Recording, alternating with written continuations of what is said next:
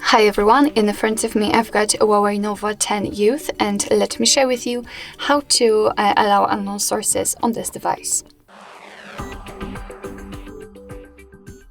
So first of all, we have to enter the settings, and then let's scroll down to find the security.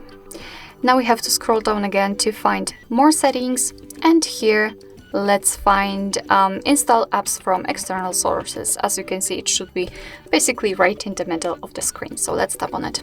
And here we've got the list of apps which are allowed or not allowed to install some content, and of course you can change it.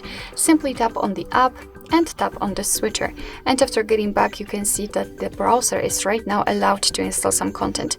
However, be aware, because you're doing it on your own responsibility. Some third-party apps aren't verified by the developer, so you may put your data and actually whole device at risk. So really remember about that and be careful with granting the permissions.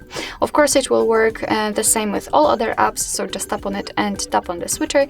And the same situation if you want to remove previously granted permissions. So simply tap on the app and tap on the switcher, and after getting back you can see that the browser is right now not allowed to install anything.